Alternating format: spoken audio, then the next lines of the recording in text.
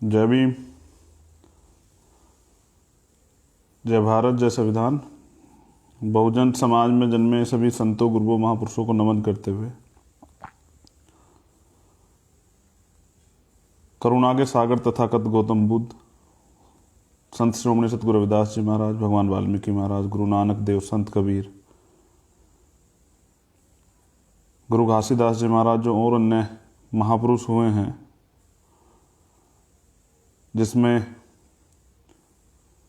राष्ट्रपिता ज्योतिबा फूले, परम अनुसरणीय बोधिसत्व भारत रत्न डॉक्टर बाबा साहब अम्बेडकर, छत्रपति साहू जी महाराज, शिवाजी महाराज, बिरसा मुंडा, पेरियार साहब, संत गाडगे जी महाराज, जननायक कपूरी ठाकुर, बाबू जगदेव प्रसाद कुशवाहा, बिरसा मुंडा, शहीद उधम सिंह, भगत सिंह,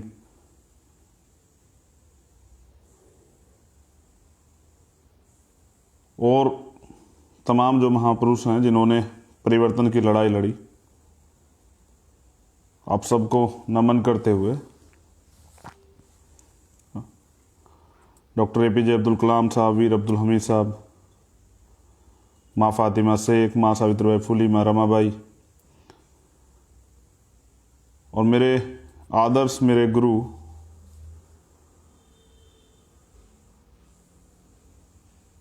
मान्यवर साहब श्री काशीराम।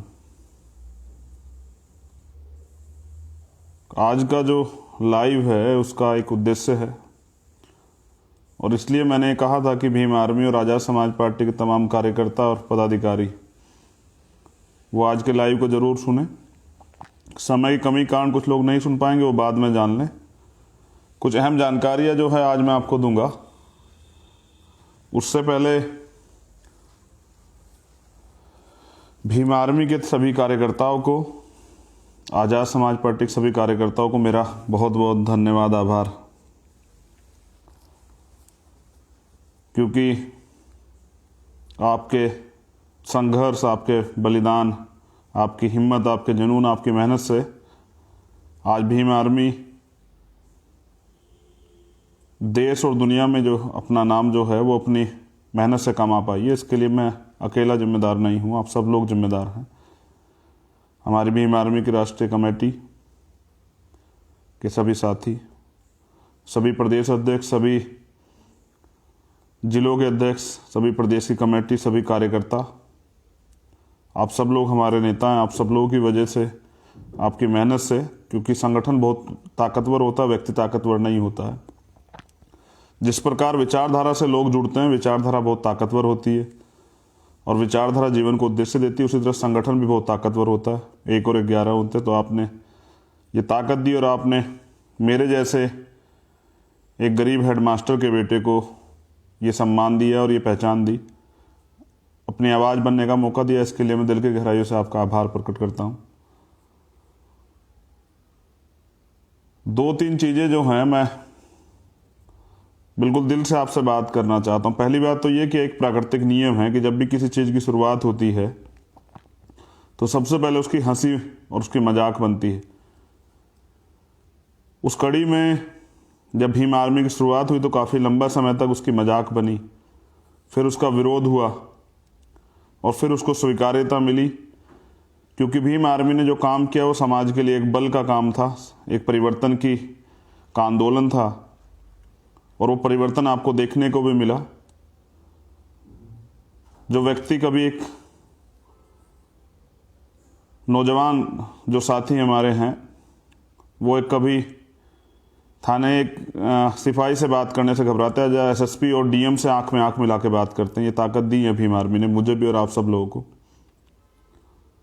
उसके अलावा नौजवान जो मिशन में नहीं थे, उनको बाबा साहब का कैडर और मान्यवर काशीराम साहब का कैडर और बहुजन महापुरुषों का कैडर देके जो है उनको मिशन में आने का मौका मिला, अपनी ऊर्जा से काम करने का मौका मिला भीम आर्मी में, जिसके कारण भीम आर्मी बहुत कम समय में पूरे देश में और दुनिया में अपनी पहचान बना पाई। तो जैसा मैंने कहा कि विरोध होता और फिर स्वीकार्यता होती, तो भीम आर्मी ने अपनी स्वीकार्यता अपने दम पे बनाई, क्योंकि भीम आर्मी को चलाने वाले जो लोग हैं किसी MP MLA, किसी मिनिस्टर, मुख्यमंत्री, प्रधानमंत्री, राष्ट्रपति के बच्चे नहीं थे। वो आपके बीच से, आप ही के जैसे आपके बीच से ही बाहर निकल कर आए हुए, मजबूती से ये निर्णय लेके कि मुर्दा लोग मिशन नहीं चलाते और जिंदा लोग रुकने नहीं देते, इस सिद्धांत के साथ आगे बढ़ने वाले, अपने महापुरुषों के दिखाए रास्ते पे चलने वाले, उनके आदर्शों को अपने जीवन के आचरण में डालने वाले लोग, वो आप तमाम सब लोग जिनके कारण मैं हूँ और हम सब लोग हैं, भीम आर्मी है, आज़ाद समाज पार्टी। आप सबको कोटि कोटि धन्यवाद। एक और महत्वपूर्ण बात, जैसे मैंने अपने गुरुओं, संतों, महापुरुषों से बहुत कुछ सीखा है, ऐसे ही आप हम सब लोगों से कुछ ना कुछ सीखते हैं और मैं उसको देखता भी हूँ। बहुत सारे लोग उसको कॉपी भी करते हैं। मैंने देखा बड़े पैमाने पे मैं जाता हूँ, आप चश्मा भी लगाते हैं, आप मूछें भी रखते हैं, मूछों को ऐसे ताव भी देते हैं, मुझसे भी देने को कहते हैं, और नीला पटका भी पहनते हैं, जय भीम के नारे भी लगाते हैं, संघर्ष भी करते हैं। मगर मैं आपसे कुछ इससे ज़्यादा की उम्मीद करता हूँ। मैं आपसे उम्मीद करता हूँ कि आप हमारे आने वाले कल के नेता हैं। इस बात को और जस्टिफाई मैं करूँगा, लेकिन मैं चाहता हूँ कि वो समर्पण भी आपको देना पड़ेगा। मुझसे अगर आपने कुछ सीखा, मैंने अपने फादर से बहुत कुछ सीखा, अपने गुरुओं से बहुत कुछ सीखा, उनके जीवन संघर्ष से बहुत कुछ सीखा। लेकिन मेरे फादर ने मुझे एक बात कही थी, मेरे पिताजी ने, कि मुझ में जो अच्छाइयाँ हो मुझसे लेना, जो मुझ में बुराइयाँ हो मुझसे बिल्कुल मत लेना। मैं तुझ में अपने से कुछ ज़्यादा चाहता हूँ। तो मैं आप में, हमारे के कार्यकर्ता जो गांव की किसी गली में रहता है, जिसको मैं नहीं भी जानता हूँ या जिससे नहीं भी मिला हूँ, मैं आप में भी आने वाले कल का अपना समाज का जो है, बहुजन समाज का नेता देखता हूँ। और मैं चाहता हूँ कि आप भी मुझसे एक कदम आगे जाएं, इस मूवमेंट को आगे बढ़ाएं, इस मूवमेंट को आगे लेके जाएं। मेरी आपसे बहुत उम्मीदें हैं, इसलिए मैं चाहता हूँ कि आप मुझसे, मुझ में अगर जो बुराई आपको दिखती हो मुझसे ना लें, जो अच्छाई आपको दिखती है वो लें, और उस अच्छाई की पे ही कायम रहें। हर इंसान में कमियां होती है, मुझ में भी हो सकती हैं, लेकिन मैं चाहता हूं कि वो कमियां आप मुझसे ना लें, आप मुझसे जो आपको अच्छा लगता है वो लें, और जो और खूबियां जो है और लोगों में, उसको भी ग्रहण करें। तो जीवन में सीखने की कला नहीं छोड़नी चाहिए। मैं आज जिस ड्रेस में हूँ, ये एक विद्यार्थी की ड्रेस है, और विद्यार्थी हमेशा सीखता है। तो जीवन में आप किसी भी जगह पहुँच जाए, लेकिन सीखना बंद नहीं करना है, पढ़ना बंद नहीं करना, पढ़ना है खूब। क्योंकि बाबा साहब ने भी कहा कि मुझे मूर्तियों में ढूंढने की जरूरत नहीं है, मैं किताबों में हूँ। वो मूर्ति पूजा के घोर विरोधी थे, और ये उनके जीवन का अनुभव था।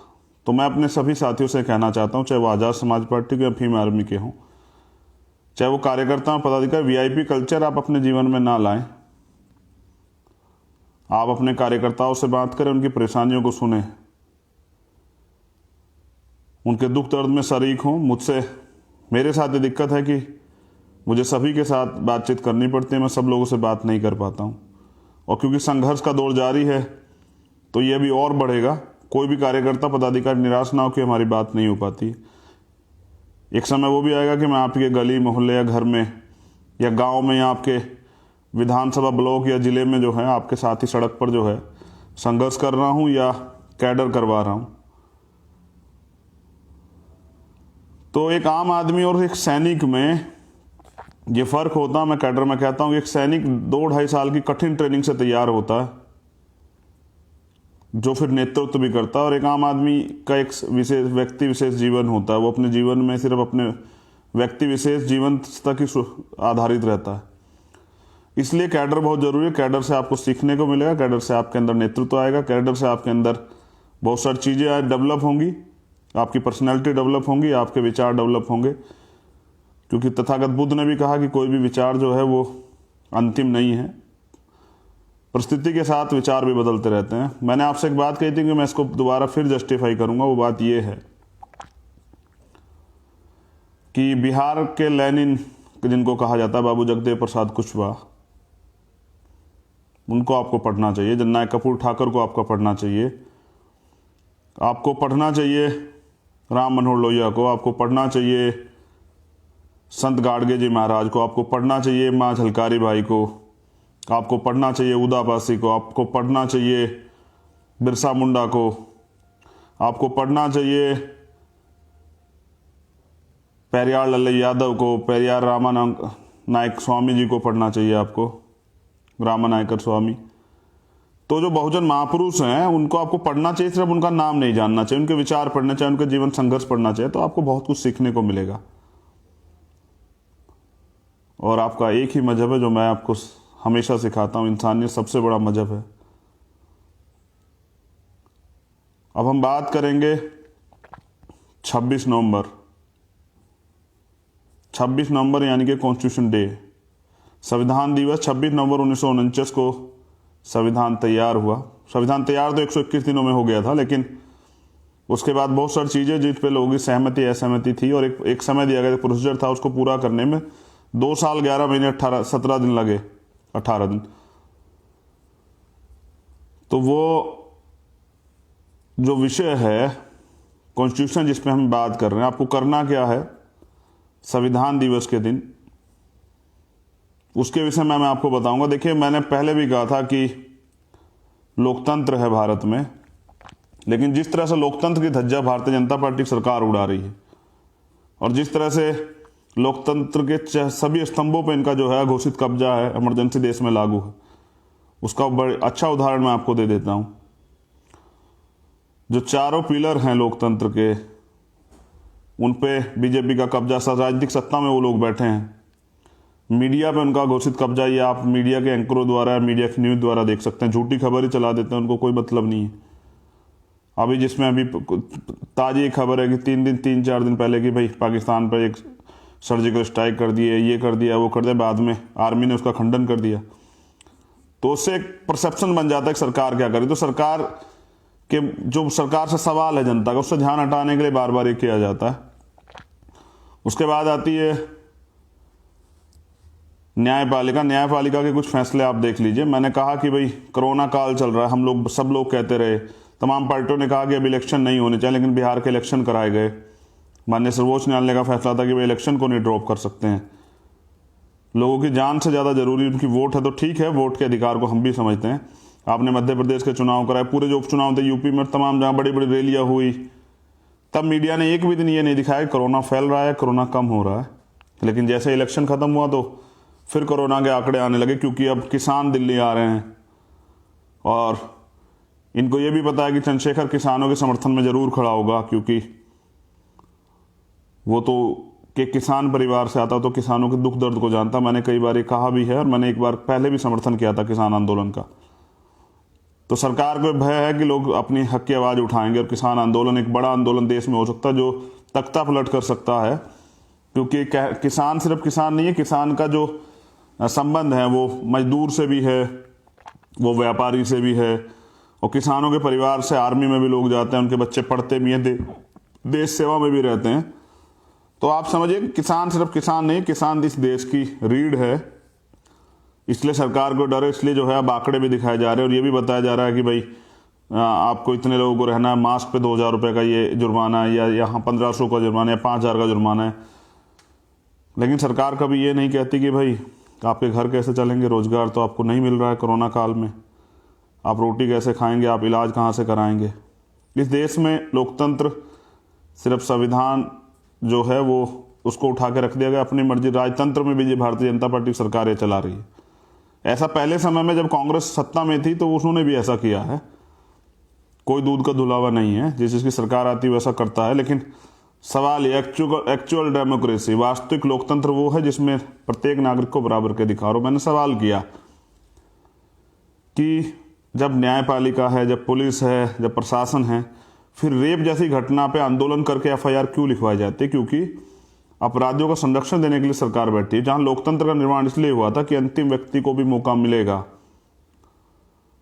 वहां कुछ परिवारों का, कुछ लोगों का कब्जा जो है घोषित राजनीति पर हो गया। तो इस राजनीति के ट्रेंड को बदलने के लिए आजाद समाज पार्टी बनी। तो मैं बाबू जगदेव प्रसाद कुशवाहा की बात कर रहा था, मैं भूल गया, मैं आपके सामने उनकी बात रखता हूं। मैं इसलिए कर रहा था कि आप अपने महापुरुषों को पढ़ेंगे, उनके जीवन संघर्ष को, तो आपको पता लगेगा। बाबू जगदेव प्रसाद कुशवाहा, बिहार में इनको लेनिन कहा जाता है। जब मैंने उनके बारे में पढ़ना शुरू किया तो मैं लंबे समय तक पढ़ता रहा। उन्होंने एक नारा दिया, 100 में से 90 शोषित, 90 भाग हमारा है, और 90 पे 10 का शासन नहीं चलेगा, नहीं चलेगा।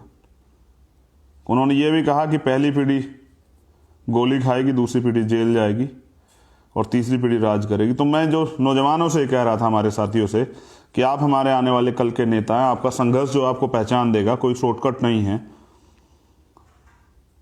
तो आपको जो मैं सिखाता हूं, या जो हमारे महापुरुषों ने मुझे या हमें सबको दिया है, उन्होंने तो लिटरेचर में दिया, मुझे स्पेशल कुछ नहीं दिया। आप सबके सामने लिटरेचर है, आप सबके सामने किताब है। उनको पढ़ के अपने जीवन में आचरण को भी ले, उस आचरण को भी जो है, उन आदर्शों को भी अपने आत्मसात करें, उन आदर्शों पर भी चलें। जोड़ने की कला सीखें, तोड़ने की ना सीखें। अनुशासन बनाना सीखें, अपने नेता पर भरोसा करना सीखें। समय के साथ जो है अपनी लड़ाई को तेजी, और उसमें जो है कभी कभी ठहराव भी करना पड़ता है। ये सब चीज़ें करनी पड़ती हैं, तो तब जाके मूवमेंट चलती है। मूवमेंट बलिदान मांगती है। किसी ने भी किसी को फ्री में कुछ नहीं मिला है। जिसने भी लिया है, जैसे मैंने अभी कहा, और ये पंजाब से मैंने कहा था कि कोई किसी को राज ना दीजो, कोई किसी को ताज ना दीजो, जो लीजो निज बल लीजो। जिसके अंदर दम होगा वो ले लेगा, जिसके अंदर दम नहीं है वो नहीं ले सकता। तो कुर्बानियां देनी पड़ती है कुछ लेने के लिए। और इस गुलामी से आज़ादी चाहते हैं आप, जैसा मैंने कहा कि हमारी दुल्हन तो आज़ादी। अगर उस गुलामी से आप आज़ादी चाहते हैं सर, तो हमारे तमाम नेताओं को जो है कुर्बानियों के लिए तैयार रहना पड़ेगा। इसी कड़ी में अब आज़ाद समाज पार्टी के लिए मैं कहना चाहता हूं कि आज़ाद समाज पार्टी के लोग जब पार्टी बनाई तो लोग हंस रहे थे कि इनकी जमानतें जब्त हो जाएंगी, इनको 200 वोट मिलेंगे, इनको 400 वोट मिलेंगे, इनको 500 वोट मिलेंगे। लेकिन जब बिहार जैसे दूसरे राज्य में 8-8 हज़ार आज़ाद समाज पार्टी लेके आती है, तो लोगों को समझ आता है। और वो यूपी के अंदर एक ही सीट पे चुनाव लड़ती है, तीसरे स्थान पे पहुंच जाती है पहले चुनाव में, तो लोगों को समझ आता है कि नहीं, ये तो आगे बढ़ रहे हैं। तो मजाक के बाद जो दूसरी कड़ी होती है, विरोध की होती है। आज उत्तर प्रदेश के अंदर तमाम जगहों पे हमारे कार्यकर्ता, हमारे नेताओं पे मुकदमे लगाए जा रहे हैं झूठे। यानी कि हम दूसरी कड़ी में आ गए। हम, जैसे मान्यवर काशीराम साहब ये कहते थे कि अगर आप कुर्सी पे बैठने वाला समाज ना बन पाओ, तो कुर्सी जो है खींचने वाला समाज बन जाओ। तो इसलिए है, मुझे ऐसा लगता है कि वो दूसरी कड़ी में आप पहुंच चुके हैं, और फिर सफलता आपसे ज़्यादा दूर नहीं है। बहुत कम समय लगेगा आपको सफल होने में, क्योंकि आप, जैसे मैंने कहा कि गुरु से चेला एक कदम आगे होता। तो काशीराम साहब ने को 12 साल राष्ट्रीय पार्टी बनाने में लगे थे। आप, हम सब लोग उनके चेले हैं। हम प्रयास करेंगे कि उनको निराश ना करें। उन्होंने 12 साल लगाए थे, हम इसको 10 साल में या 8 साल में, 7 साल में राष्ट्रीय पार्टी बनाएंगे। मैं आपसे वादा करता हूँ, आप सब लोगों के सहयोग से। और ये मेरा वादा नहीं, ये पूरे हमारे तमाम नेताओं का वादा है। वो जीवन का वो क्षण नहीं होगा कि किसी भी वजह से सिद्धांतों समझौता हो जाए। वो कभी क्षण नहीं आएगा, क्योंकि मैंने सीखा ही नहीं। आपका भाई जो है वो टिकाऊ है, बिकाऊ नहीं है। हाँ, मुसीबत बहुत है, कठिनाइयाँ बहुत है। तो इसी कड़ी में मुकदमे और तमाम चीज़ें हो रहे हैं। तो मूवमेंट जो है वो घूमने फिरने के लिए नहीं होती। मूवमेंट तो संघर्ष बलिदान से तैयार होती है। तो मुकदमों से घबराने की जरूरत नहीं है। जो आज आप पे मुकदमा लगा रहे हैं, कल जब आप सत्ता में आ जाएंगे तो यही लोग आपको जो है चरण वंदन भी करेंगे। तो इनके झूठे मुकदमे, ये आपके सिर्फ अभी अब समय है ना, ये दूसरी कड़ी है। तीसरी कड़ी में आपकी स्वीकार्यता होगी, दूसरी कड़ी में आपको आपका विरोध जारी है। विरोध का सरकार के पास यही हथियार है कि झूठे मुकदमे लगा के जेल में डालो। मैं तो दिन रात तैयार रहता हूँ कपड़े पैक करके, कब सरकार जेल में जाने कहे। एक क्रांतिकारी के लिए जेल गहना होती है, मैं उससे नहीं डरता हूँ। मैंने कभी आपको सिखाया भी नहीं कि आप डरें। वहाँ भी इंसान ही रहते हैं। हमारे लोग कुछ ज़्यादा रहते हैं, क्योंकि न्यायपालिका से हमें कम न्याय मिलता है। हम पे अच्छे 5-5 लाख रुपए फीस लेने वाले वकील हम लोग हायर नहीं कर पाते, तो हमें ज़्यादा कुछ झेलना पड़ता है। और बाकी सरकार, जब भी कोई बोलता है, सरकार के खिलाफ आवाज़ उठाता है, तो उसकी आवाज़ दबाने के लिए सरकार पे क्या, तो सरकार उसकी हत्या करा देती है, या उसको जेल में डाल देती है, या वो गायब हो जाते हैं। इससे नहीं घबराना है। तो अगर आपको सिर्फ राजनीति करनी, तो बहुत सारे राजनीतिक दल हैं। अगर आपको मूवमेंट चलानी है तो फिर आज़ाद समाज पार्टी है। और इसमें यहाँ इस संघर्ष के दौर में ये सब चीज़ें जायज़। आप ये उम्मीद ना करें कि आपने कोई समझौता किया तो आप पर रियायत बढ़ती जाएगी। पूरे देश में, और मुझे कहने में गर्व महसूस होता है कि पूरे देश में एक ही राजनीतिक दल है। मैं औरों की बुराई नहीं कर रहा हूँ, लेकिन मैं अपनों की बड़ाई इसलिए कर रहा हूँ कि हमारे नौजवान जो हैं, हमारे भाई जो, हमारे नेता जो हैं आज़ाद समाज पार्टी भीम आर्मी के, वो संघर्ष का रास्ता नहीं छोड़ते हैं। वो अपने अधिकारों के लिए, अपने लोगों की सुरक्षा के लिए संघर्ष करते हैं। इसलिए मैं कह रहा हूं कि आप सबसे महत्वपूर्ण है और सबसे मजबूत विपक्ष हैं। आप अपनी संख्या पे मत जाएं, आपकी संख्या बहुत ज़्यादा है और ये आने वाले कल में आपको देखने को मिलेगा। तो जैसा मैंने आपसे कहा कि संविधान दिवस स्पेशल, ये तो हमारा तो त्यौहार है, क्योंकि हमें जो कुछ भी मिला है, मेरे तन पे कपड़े हैं और मुझे बोलने का अधिकार है सार्वजनिक रूप से, तो ये संविधान ने दिया है। इस देश की तमाम महिलाओं को हमें अच्छा इलाज कराने का, अच्छा पढ़ने का, घूमने का, बोलने का, सुनने की अगर आज़ादी है तो संविधान से मिली है। इस देश में नौकरी करने की, नेता बनने की, गाड़ी खरीदने की, गाड़ी में बैठने की, अपने धार्मिक उत्सवों में शरीक होने की, अपने महापुरुषों के आंदोलन को जानने की और उसको आगे बढ़ाने की अगर ताकत कहीं से मिली है तो संविधान से। यानी कि बोलने की अगर ताकत मिली है तो वो संविधान से मिली। तो हमारे लिए उत्सव है संविधान दिवस। संविधान है तो हम हैं। और बाबा साहब ने कहा था कि मुझे मेरे बच्चों मरा हुआ मत समझना, जब तक संविधान जिंदा है मैं आपके बीच जिंदा हूँ। भीम आर्मी का निर्माण ही सबसे पहले इसलिए हुआ था कि जब भारतीय जनता पार्टी की सरकार आई थी, तो क्योंकि हमने इनका पुराना कार्यकाल देखा और हमारे महापुरुषों ने, हमारे गुरुओं ने, मेरे गुरु ने तो, काशीराम साहब ने तो बताया था कि जब जब भारतीय जनता पार्टी आएगी वो प्रत्यक्ष और अप्रत्यक्ष रूप से संविधान को कमजोर करेगी और खत्म करने का प्रयास करेगी, क्योंकि आरएसएस का छिपा हुआ एजेंडा है कि इस देश के संविधान को कमजोर करना है और पूर्ण रूप से खत्म नहीं कर सकते। तो जब तक खत्म नहीं कर, जो अधिकार उसमें मिले हैं इस देश के दलितों को, पिछड़ों को, आदिवासियों को, मुसलमानों को, अन्य धार्मिक अल्पसंख्यकों को, सिखों को, बुद्धिस्टों को, जैनों को और इस देश की महिलाओं को, उसको खत्म करना है किसी भी तरीके से। यहाँ जो अच्छी शिक्षा का अधिकार मिला उसको खत्म करना है, जो अच्छे इलाज का अधिकार मिला वो खत्म करना है, न्याय मांगने का जो अधिकार मिला है उसको खत्म करना है। और आज आप देख लीजिए कि सिर्फ दिखाई दे रहा है, बाकी कॉन्स्टिट्यूशन से देश नहीं चल रहा है। कॉन्स्टिट्यूशन देश जब चलेगा जब आपकी सरकारें होंगी, आप नेता होंगे, कॉन्स्टिट्यूशन को मानने वाले लोग, कॉन्स्टिट्यूशन के प्रति आप देख लीजिए जो लोग सरकार में, उनका कॉन्स्टिट्यूशन के प्रति कितना समर्पण है। क्या वो कॉन्स्टिट्यूशन को मानते हैं? क्या वो कॉन्स्टिट्यूशन के हिसाब से काम करते हैं?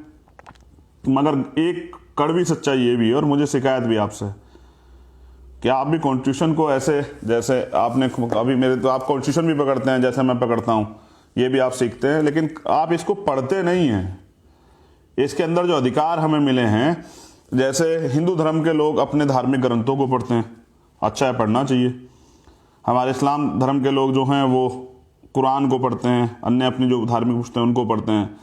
हमारे जो सिख धर्म के लोग हैं वो अपनी जो हैं जो गुरुबाणी है, गुरु ग्रंथ साहिब है, उनको पढ़ते हैं। क्योंकि ये बहुधार्मिक देश है, तो जिस तरह से धर्मनिरपेक्षता का यहाँ सेकुलरिज्म यहाँ है, हमारे जो ईसाई भाई वो बाइबल पढ़ते हैं, हम बुद्धिस्ट लोग जो है तथागत बुद्ध के जो फॉलोवर्स हैं वो तथागत बुद्ध का जो धर्म है उसको पढ़ते हैं।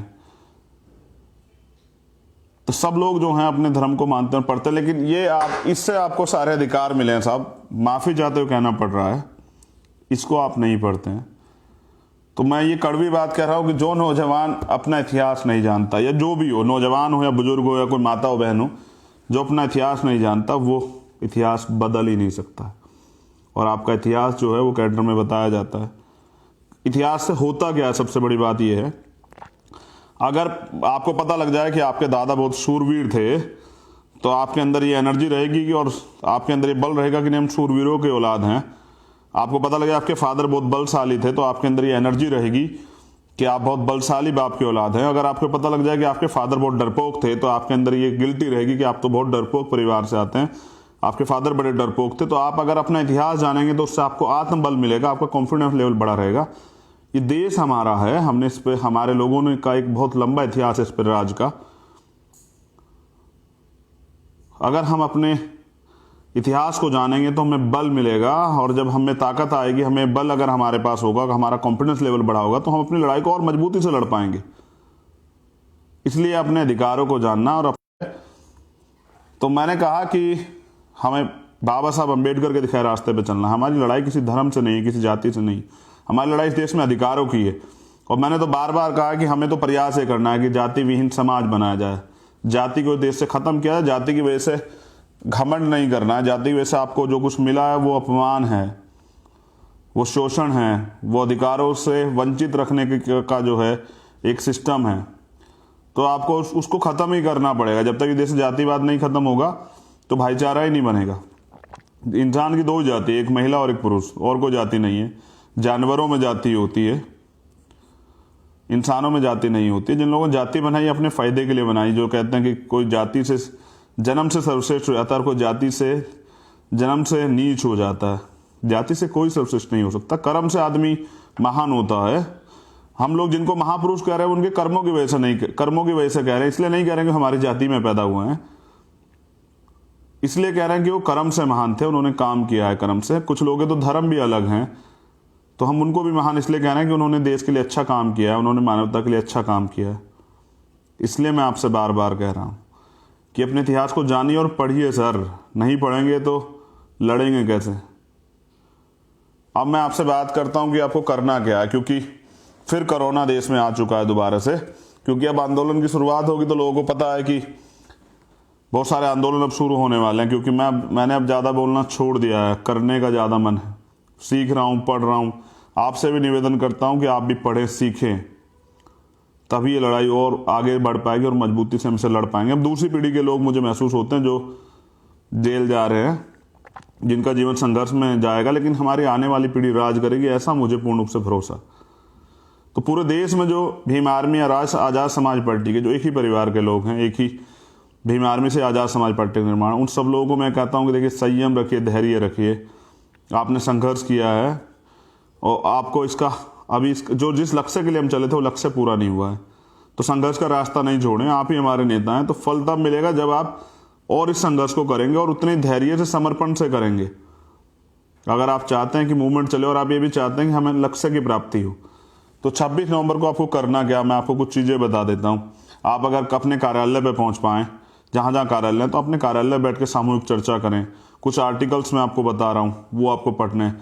सबसे पहले क्या पढ़ना है, क्योंकि अभी देश में सबसे बड़ा खतरा ये हो रहा है कि देश के संविधान को की जो आत्मा है, उसका प्रिम्बल जो है, प्रस्तावना, उसको ख़त्म करने का प्रयास किया जा रहा है, जिसमें धर्मनिरपेक्षता एक वर्ड है, पंथ निरपेक्ष, बाद में धर्मनिरपेक्ष, जिसको सेकुलरिज्म जिसको हम लोग कहते हैं, उसको ख़त्म किया जा रहा है। मैं भी देख रहा हूँ, जैसे कहा जा रहा है कि इस देश को हिंदू राष्ट्र बनाना, ये तो बहुसंख्यक धर्म का देश है। चलिए हिंदू धर्म के लोग यहाँ रहते हैं, उनके मानने वाले लोग हैं, ठीक है, अच्छी बात है, लेकिन हमें तो किसी एलर्जी नहीं है। लेकिन यहाँ तो वो भी लोग हैं जो हिंदू धर्म को नहीं स्वीकार करते, दूसरे धर्म को मानते हैं, तो उनको आप कैसे थोप सकते हैं। तो सत्ता का जिस तरह से मिसयूज जो लोग कर रहे हैं, उसका खामियाजा जनता को, आम जनता को भुगतना पड़ रहा है। सबसे पहले ये करना है कि आप जहाँ भी इकट्ठे हों, चाहे आप कार्यालय जाएं या अपने घर पर रहें, किसी वजह से नहीं जा पाते हैं, एक तो फिजिकल डिस्टेंस मेंटेन करना है, सबसे ज़रूरी बात है। क्योंकि जिनका राज होता है उन पर कोई कानून नहीं लागू होता, आप ये देख सकते हैं। जिनका राज नहीं होता उन पर सारे नियम कानून लागू होते हैं। तो इसलिए आपको बहुत धैर्य से अपनी मूवमेंट को चलाना है। अगर आप अपने रास्ते में ज़्यादा कठिनाइयाँ पैदा कर लेंगे तो जाने उस रास्ते को, अपने लक्ष्य को पाने में उतना समय लगेगा। अब मैं ज़्यादा का प्रयास ये करूँगा, लाइव आके आपको ऑनलाइन ही ट्रेनिंग दिया करूँगा, कैडर यही मोस्टली प्रयास करूँगा कि यहीं कराऊँ, क्योंकि ज़्यादा आप लोगों के बीच नहीं आ सकता। क्योंकि मैंने तय कर लिया है कि 15 मार्च तक उत्तर प्रदेश के अंदर 403 की 403 विधानसभाओं पे बूथ कमेटी बनानी है। और ये करने के लिए मैं घर से बहुत जल्द निकलने वाला हूँ। गांव-गांव जाके, हर ज़िले में जाके, हर मंडल में जाके मैं ये खुद कैडर करके और वहाँ अच्छे नौजवानों को, क्षमतावान संघर्षशील नौजवानों को, जो भीम आर्मी और आज़ाद समाज पार्टी से जो नए लोग जुड़ रहे हैं, बहुजन समाज के सभी लोगों को इकट्ठा करके सामूहिक जिम्मेदारी और सबसे पहले संगठन, सारे आंदोलन सब करेंगे, ईवीएम से लेके सब, लेकिन तब करेंगे पहले संगठन निर्माण करेंगे। इस पर सारी चीज़ें मैं आपके बीच ही आके करूँगा वहीं।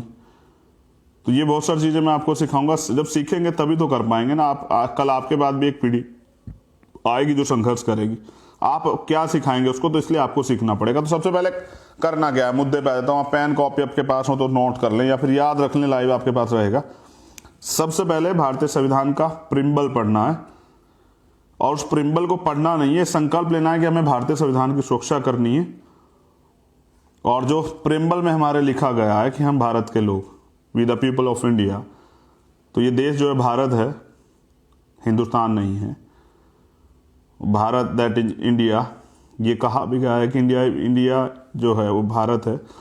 तो आपको ये ध्यान रखना है कि देश का नाम क्या है, और उस नाम के साथ जो है ये पूरा प्रेम्बल जो आखिरी में ख़त्म होता है, जिसमें हम लोग ये इस बंधुता को बढ़ाने की बात करते हैं कि बंधुता बढ़ाने के लिए हम लोग जो दृढ़ संकल्प करते हैं। तो इसलिए मैं कह रहा हूँ पूरा प्रेम्बल पढ़ना है, सिर्फ पढ़ना नहीं है, इसको आत्मसात करना और इसी पे चलना है।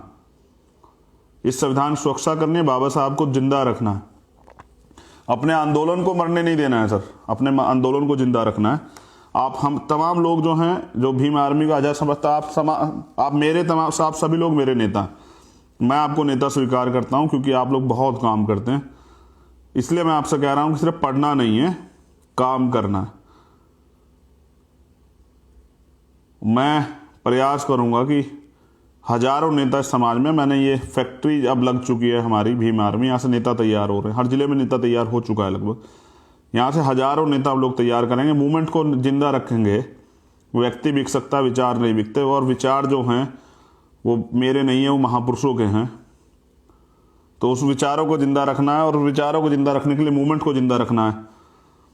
जैसे मैं आपसे जो बात कह रहा हूँ, पहले प्रेम्बल पढ़ना है, मैं आखिरी में भी कुछ बातें आपसे करूँगा, फिर कुछ आर्टिकल बता रहा हूँ, नोट कर लीजिए या फिर बाद में लाइव से नोट कर लीजिएगा। मैं कहना भूल गया, मुझे शुरू में आपको बताना था कि पेन कॉपी रख लीजिए अपने पास।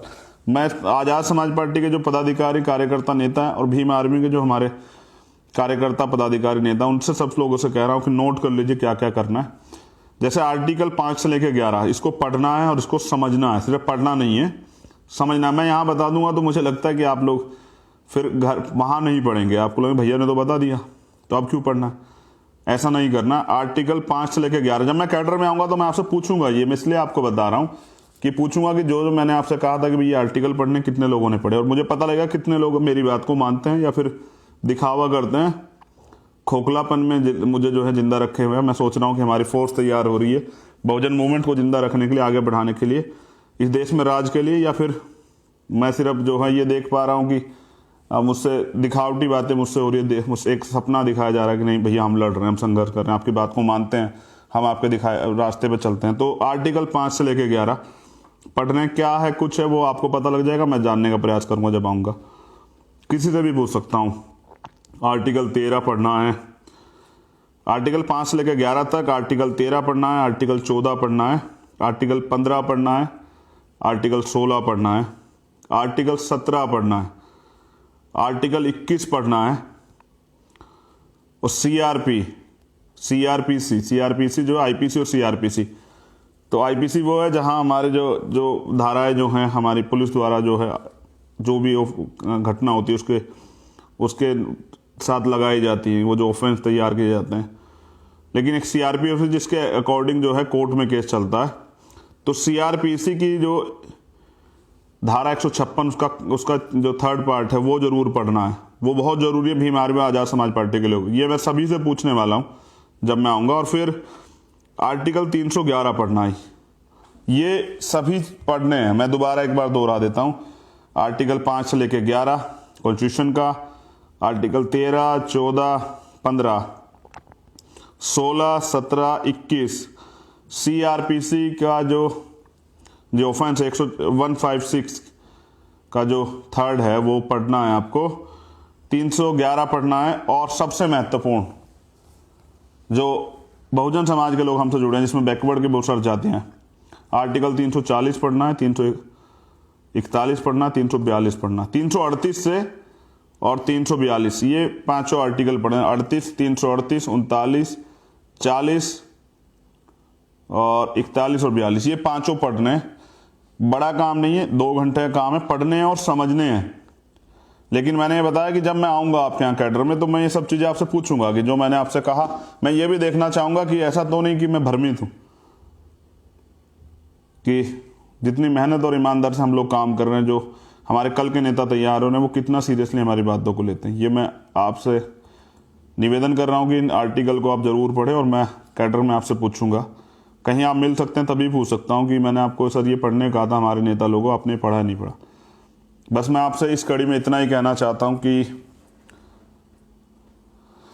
रख हौसला, वो मंजर भी आएगा, प्यासे के पास चलकर समंदर भी आएगा, और यूं थक हार के ना बैठ, मंजिल मुसाफिर, मंजिल में मिलेगी और मिलने का मजा भी आएगा। लेकिन सर जान लीजिए कि कोई भी चीज़ इतनी आसान नहीं है। जहाँ लोकतंत्र के चारों स्तंभों पर अघोषित कब्जा जो है भारतीय जनता पार्टी आरएसएस के लोगों ने कर लिया। जहां नेता आवाज़ ना निकाल रहे हों अपने मुंह से, जहां न्याय के विरुद्ध जो आंदोलन चलने वो बंद हो गए हों, जहां लोगों को अपनी जान की इतनी परवाह होगी हो कि वो दूसरे कत्ल को आराम से होते देख रहे हो, और वहाँ भीम आर्मी और आज़ाद समाज पार्टी के लोग जो हैं और बहुजन संगठन के जो और लोग हैं वो मेहनत कर रहे हैं, संघर्ष कर रहे हैं। आपकी मेहनत को सलाम। जैसा मैंने आपसे कहा कि मुझे बहुत उम्मीद है आपसे कि आंदोलन जो है इस दुनिया में दोबारा से, दुनिया में नहीं भारत की बात सबसे पहले करें, भारत में दोबारा से बहुजन आंदोलन को मजबूत करेगा और बहुजन महापुरुषों को जो त्याग बलिदान संघर्ष हैं उनको भूलने नहीं देगा, उनको जो है उनके सपनों को साकार करेगा। बाबा साहब के 4 बच्चों कुर्बानी को मत भूलिए, गुरु गोविंद सिंह जी के 4 बच्चों कुर्बानी को मत भूलिए। चारों शहजादे जो थे हमारे और जो महापुरुष हुए हैं, राष्ट्रपिता ज्योतिबा फूले को पढ़िए, उनकी कुर्बानियों को मत भूलिए। एहसान है इस समाज पे, दलित समाज पे, अछूत समाज पे उनका बहुत बड़ा। मैं देश के पूरे सैनी समाज का धन्यवाद अदा करता हूँ।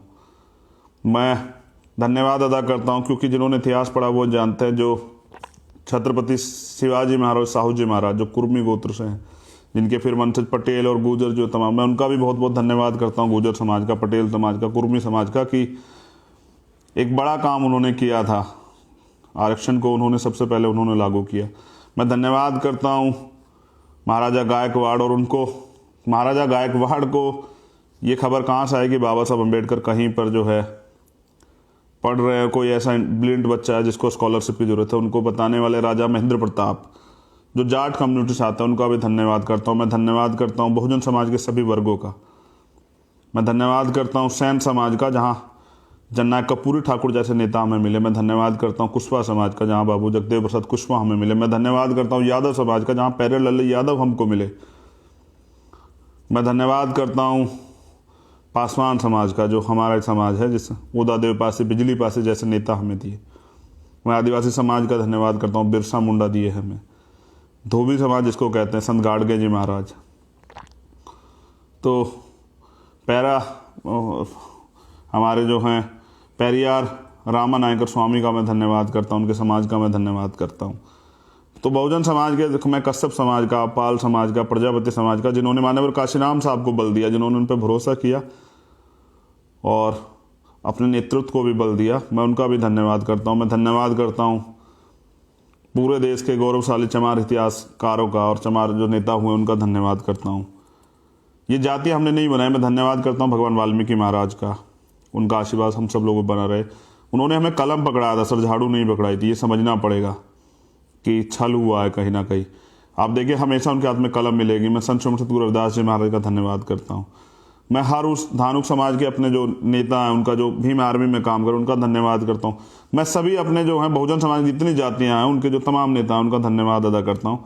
इसलिए करता हूँ कि आप जब इतिहास खंगालेंगे तो आपको पता लगे कहीं ना कहीं हर एक समाज ने अन्याय अत्याचार खिलाफ संघर्ष किया है, क्योंकि यहाँ लड़ाई हिंदू मुसलमान की थी नहीं ना।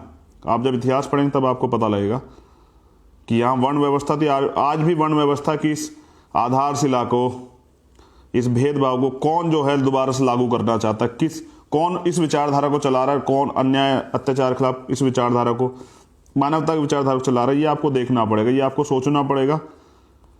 इसलिए मैं आपसे कह रहा हूँ, शासक बदलते रहते हैं, उनके चेहरे बदलते हैं, विचारधारा का बड़ा खेल है कि विचारधारा को कौन चला रहा है। पहले जिसे कांग्रेस ने बल दिया, वो विचारधारा जिसको हम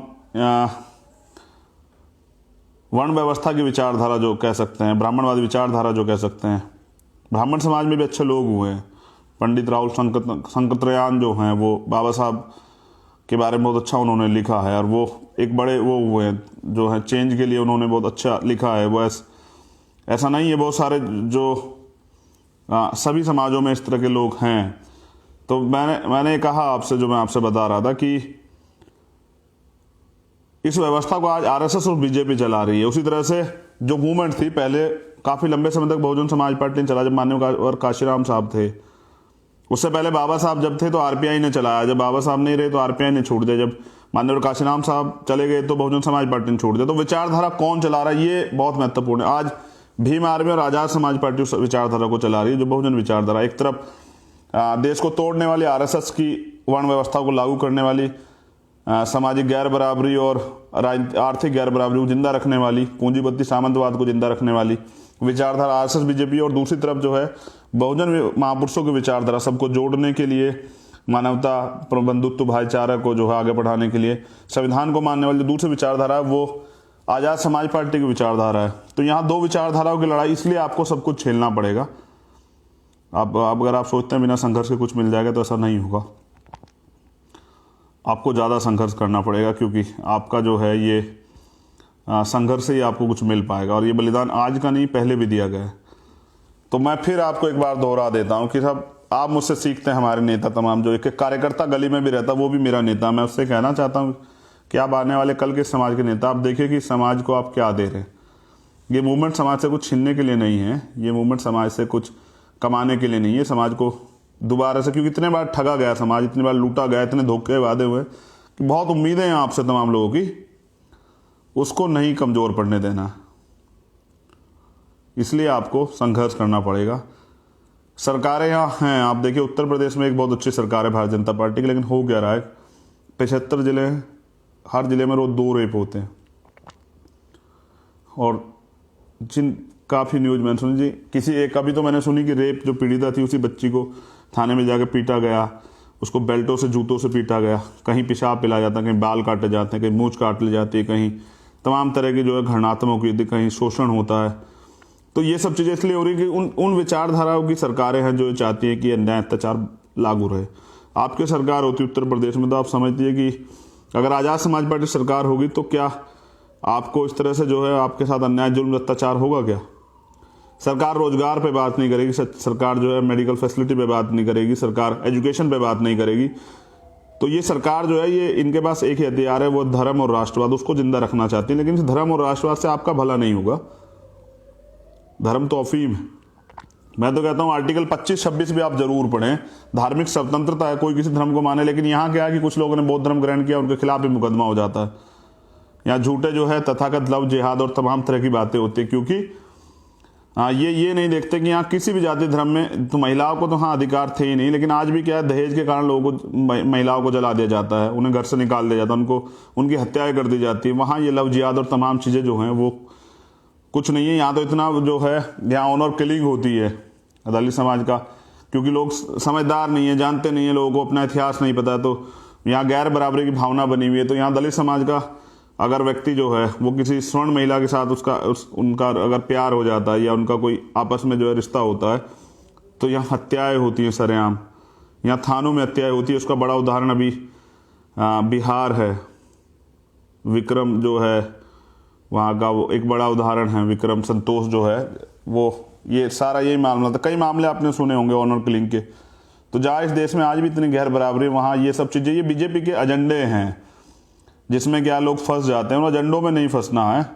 अपना रास्ता, अपना गोल रखना है। हमारा गोल इस देश में यही है कि अब हमें इस देश में सत्ता चाहिए। राज सत्ता जो है, जिनका राज होता है उनका धर्म भी जिंदा रहता है।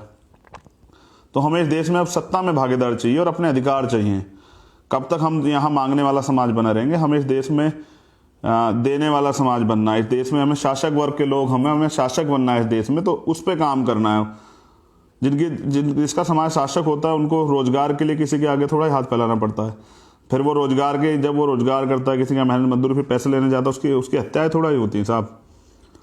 उसको तेजाब जला के थोड़ा ही मारा जाता है, उसको जिंदा थोड़ा जलाया जाता है। तो आपको अब राज के लिए लड़ना पड़ेगा, आपको राज के लिए संघर्ष करना पड़ेगा। उसके लिए धैर्य बहुत जरूरी है, संयम बहुत जरूरी है। आप देखिए कि हम लोग कैडर में इस बात का जिक्र करते हैं, लेकिन मैं एक बात आपसे कह रहा हूँ, 1985 में कांग्रेस बनी और 1947 में उनका राज आया।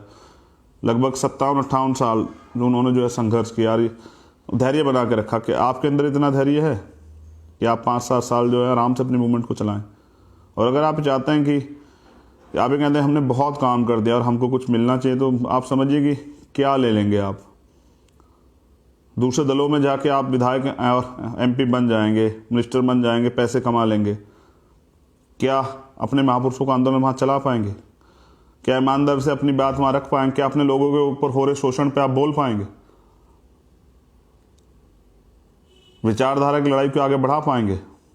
इसलिए मान्यवर काशीराम साहब ने चमचा युग लिखी, और चमचों किस तरह प्रयोग होता है ये भी लिखा। तो अभी लोग नहीं जानते हैं। मैंने बहुत सारे लोग देखे जो बहुत लंबे समय से विरोध कर रहे थे, और जब वो ठगे जाते हैं, जब उनकी आंखें खुलती हैं, तो आके मुझसे कहते हैं कि हम आज आज़ाद समाज पार्टी में काम करें, भीम आर्मी में काम करेंगे। तो मैं उनसे कहता हूँ ये तो आप ही का घर है बहुजन समाज का, ये आप ही की पार्टी है, आप ही इसके नेता हैं, कीजिए काम, स्वागत है आपका। तो मैं धन्यवाद अदा करता हूँ सभी का, मुझे सुनने के लिए बहुत धन्यवाद। याद रखिए आपको जो मैंने बताया कि 26 नवंबर को क्या करना है, त्यौहार की तरह मनाना है। अगर कोई लोग अपने घरों पे दिए रात में जलाना चाहता है, रोशनी करना चाहता है, प्रकाश, क्योंकि प्रकाश हमें यहीं से तो मिला अपने जीवन में, उसको वो भी कर सकता है, कोई दिक्कत नहीं है, उसको भी कीजिए। मगर इसको अपने बच्चों को बताइए कि संविधान क्या है, संविधान और संविधान से हमें क्या मिला। नहीं बताएंगे, इतिहास नहीं बताएंगे तो उनको पता ही नहीं लग पाएगा। जय भीम, जय भारत, जय संविधान। आप सभी का मंगल हो, और मेरी बहुत सारी उम्मीदें हैं हमारे नेताओं से, उस पर आप खरे उतरिए। चश्मा लगाना सीखा है, मूछें रखनी सीखी है, गले में नीला पटका और संविधान लेके चलना सीखा है।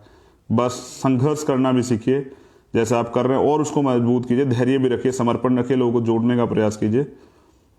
अपने लक्ष्य पर भी आधारित रहिए, अपना लक्ष्य देखिए हमारा लक्ष्य क्या है, और जिनको लगता है हमारा लक्ष्य पूरा हो गया वो कुछ भी सोच सकते हो। धन्यवाद।